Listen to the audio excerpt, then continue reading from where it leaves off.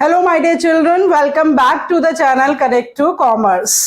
बच्चों, last lesson में हमने बिजनेस एक्टिविटीज की क्लासिफिकेशन शुरू की थी, जिसमें से हमने इंडस्ट्री के ऊपर पूरी डिटेल्स कर ली हैं, ऑल टाइप्स ऑफ इंडस्ट्री।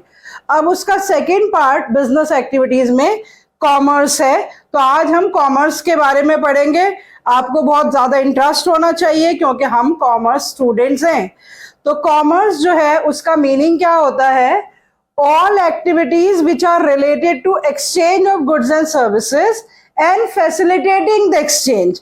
मतलब दो चीजें हैं इसमें, एक्सचेंज से रिलेटेड जितनी भी एक्टिविटीज हैं और जो एक्टिविटीज एक्सचेंज को फैसिलिटेट करती हैं, दोनों ही कॉमर्स का पार्ट है। इसलिए आप देख सकते हैं कि commerce is equal to trade and aids to trade, क्योंकि एक्सचेंज का मतलब buying and selling, and buying and selling को हम कहते हैं ट्रेड।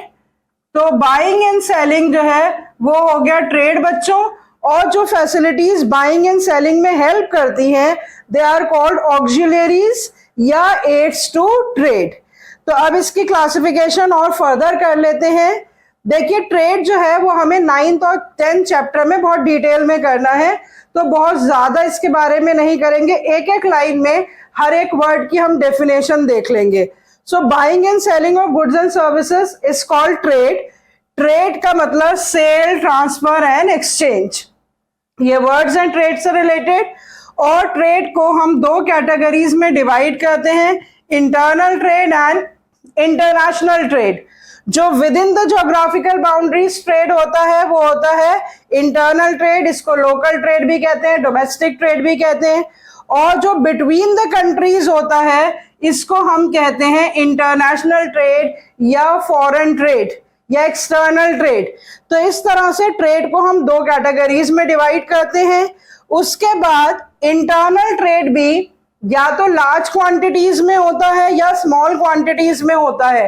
देखो, बाइंग एंड सेलिंग के लिए क्या जरूरत है? जब हमारे पास जो गुड्स आते हैं वो किससे आते हैं? हम डायरेक्ट मैन्युफैक्चरर से या प्रोड्यूसर से गुड्स नहीं खरीदते हैं, हम लोग रिटेलर्स से गुड्स खरीदते हैं। रिटेलर्स जो है वो होलसेलर्स से गुड्स खरीदते हैं, और होलसेलर्स जो है वो मैन्युफैक्चरर और प्रोड्यूसर से गुड्स खरीदते हैं। तो एक पूरी की पूरी चेन बनती है, और उस पूरी चेन में जो भी मिडिल मैन इन्वॉल्व है वो सारे पार्ट ऑफ ट्रेड है।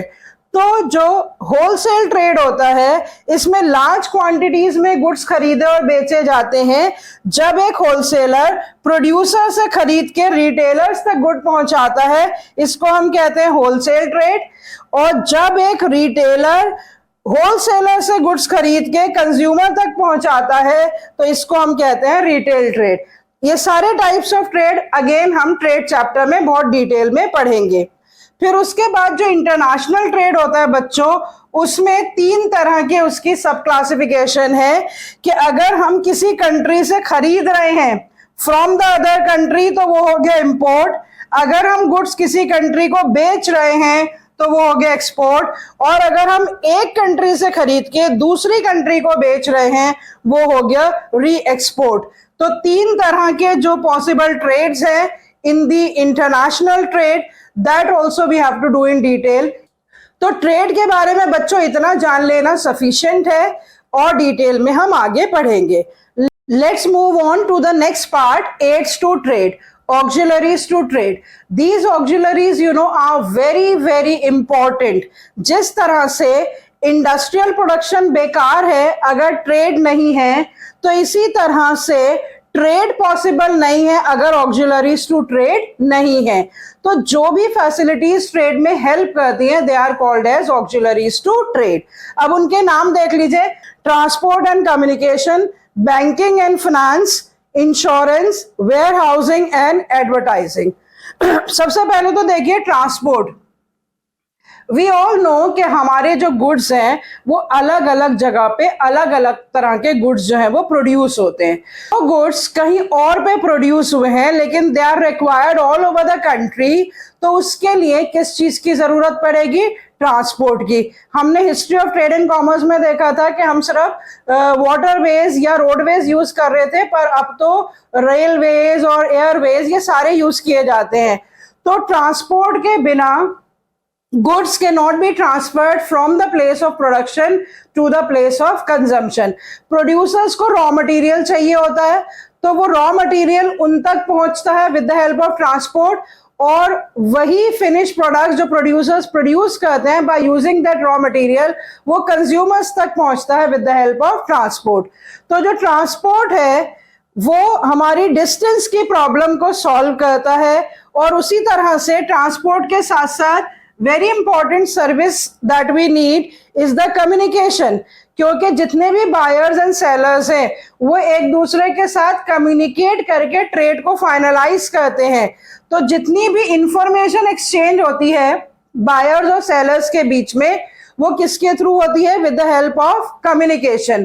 तो जितनी भी इंटरनेट फैसिलिटीज हैं, टेलीफोन सर्विसेज हैं, पोस्टल सर्विसेज हैं, वो सारी जो है वो कम्युनिकेशन में आती है।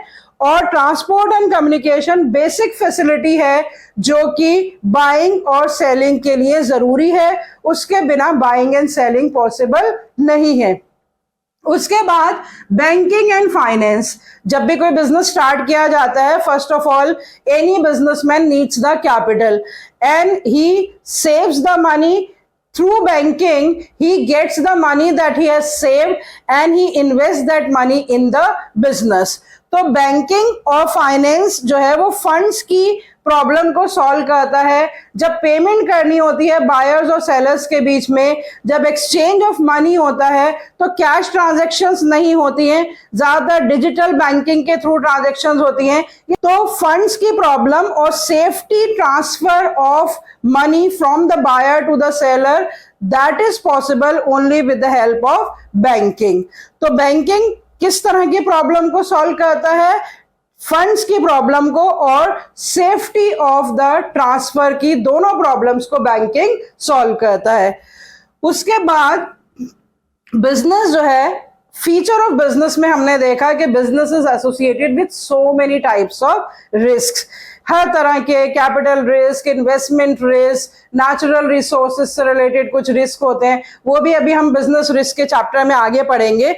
लेकिन इतने सारे रिस्क जो हैं उनको डील करने के लिए बिजनेस के पास क्या ऑप्शन अवेलेबल होता है? To take the insurance policies. उससे रिस्क अवॉइड तो नहीं होते हैं लेकिन मिनिमाइज हो जाते हैं। तो जितने भी रिस्क कवर हैं, प्रोटेक्शन अगेंस्ट द रिस्क, वो किससे मिलती है? किस सर्विस फैसिलिटी से मिलती है? किस एड्स टू ट्रेड से मिलती है? इंश्योरेंस से। Then comes warehousing. Warehousing storage से रिलेटेड है, लेकिन स्टोरेज से थोड़ी ज्यादा वाइडर टर्म है। स्टोरेज का मतलब होता है सिर्फ गुड्स को रखना, लेकिन गुड्स को सेफली रखना, that is called warehousing. अब बच्चों, वेयर हाउसिंग की जरूरत क्यों पड़ती है? क्योंकि देखिए, हम सब जानते हैं कि जब गुड्स प्रोड्यूस होते हैं तो वो इमीडिएटली तो बिक नहीं जाते। अब तो एंटिसिपेशन ऑफ डिमांड में गुड्स प्रोड्यूस किए जाते हैं। तो गुड्स को जब तक रखा जाता है स्टोर हाउसेज में, जब तक कि कंज्यूमर्स उसे एक्चुअली डिमांड ना कर लें। तो वेयर हाउसिंग की बहुत ही इंपॉर्टेंट नीड फील होती है टू एवरी बिजनेसमैन। तो या तो बिजनेसमैन अपने वेयर हाउसेस खुद बनवाते हैं, या फिर वेयर हाउसिंग जो है वो प्राइवेट वेयर हाउसेस या गवर्नमेंट वेयर हाउसेस भी होते हैं जहां पर वो अपने गुड्स को रखवा देते हैं। तो वेयर हाउसिंग एक ऐसी सर्विस फैसिलिटी है जिसकी जरूरत कब पड़ती है? रॉ मटेरियल को स्टोर करने के लिए, फिनिश प्रोडक्ट्स को स्टोर करने के लिए, ताकि जब एक्चुअल डिमांड हो तो वो गुड्स वेयर हाउसेस से रिलीज कर दिए जाए। और भी बहुत सारी जो एक्टिविटीज हैं, गुड्स को ग्रेड करना, पैक करना, उनको सॉर्ट आउट करना, उनका क्वालिटी चेक करना, ये सारी चीजें भी वेयर हाउसिंग में ही होती है। Now next come to advertising. Advertising जो है, हम इतने सारे एड्स देखते हैं एज अ कंज्यूमर, और हम एडवर्टाइजिंग के थ्रू कन्विंस हो जाते हैं in order to buy the product. तो एडवर्टाइजिंग जो है एक सोर्स है to provide the information about the availability of the product to the customers. और सिर्फ इंफॉर्मेशन ही नहीं, it is a tool to convince the buyers, potential buyers, कि वो मैन्युफैक्चरर के प्रोडक्ट को खरीदें। तो एडवर्टाइजिंग जो है वो प्रमोशन के काम आता है, और कस्टमर्स को कन्विंस करने के काम आता है। तो ये सारी सर्विसेज जो है वो किसी ना किसी तरह की हिंड्रेंस को दूर करती हैं और यूटिलिटीज क्रिएट करती हैं। तो इसको हम कॉमर्स के फंक्शंस में भी यूज करते हैं। कभी कभी आपसे पूछा जाता है कि what are the various auxiliaries to trade and what these auxiliaries are doing. लेकिन कभी कभी क्वेश्चन पूछा जाता है कि what are the functions of commerce, तो उसमें आप लिखेंगे the functions of commerce are to remove the hindrance or the problem of distance, to remove the hindrance of funds, to remove the hindrance of risk, to remove the hindrance of storage and to remove the hindrance of providing information. तो इस तरह से different hindrances are being removed by these auxiliaries to trade, and these auxiliaries create various type of utilities also. What are these utilities? Trade के बारे में कहा जाता है कि trade जो है वो पर्सन की यूटिलिटी को क्रिएट करता है। What is the meaning of utility of a person? Because in the trade there are two people, one is the buyer and another is the seller. So buyer gets connected to the seller only with the help of trade. So people are connected to one another with the help of trade. So that is why it is said that trade removes the problem of a distance between the two persons. It connects the two person and it creates the person's utility. Clear? इसी तरह से अलग अलग utilities हैं। जैसे distance की problem transport से solve हो रही है, तो इससे कौन सी यूटिलिटी क्रिएट हो रही है? प्लेस यूटिलिटी क्रिएट हो रही है, क्योंकि ट्रांसपोर्ट से गुड्स कहां पर ट्रांसपोर्ट हो रहे हैं? From the place of production to the place of consumption. So what type of a utility is being created? It is the place utility. इसी तरह से warehousing है। warehousing के बारे में कहा जाता है कि from the time the goods are produced till the time they are demanded, they are kept in the warehouses. तो warehousing से कौन सी utility create हो रही है? storage से time utility create हो रही है। तो हर तरह की जो फैसिलिटी है, एडवर्टाइजिंग से इंफॉर्मेशन यूटिलिटी क्रिएट हो रही है, बैंकिंग से फंड्स ट्रांसफर या फाइनेंस यूटिलिटी जो है वो क्रिएट हो रही है। तो हर एक पर्टिकुलर एज टू ट्रेड से some type of a utility is being created. So we can see, I can sum up now कि कॉमर्स जो है वो trade and aids to trade का सम अप है, और ट्रेड में बाइंग एंड सेलिंग होती है, और एज टू ट्रेड में वो सारे फैसिलिटीज आती हैं जो ट्रेड में हेल्प करती हैं। So with this the classification of business activities is over, that is industry and commerce, because we have covered up both the part industry as well as commerce. तो बहुत ही simple classification है बच्चों। I hope आपको बहुत अच्छे से समझ में आ गई होगी। नहीं आई, कोई भी पर्टिकुलर डाउट है तो आप मुझसे कमेंट बॉक्स में पूछ सकते हैं। अब हम आगे, इसमें 2 टॉपिक्स और बचे हैं सिर्फ, हमारे objectives of business and various types of business risk. तो next class में हम उनको cover up कर लेंगे, and we are going to finish up with the chapter and then we'll discuss the question and answers. So do like and subscribe my channel if you are enjoying the explanation, and do share it with the maximum students. Thank you. See you next time.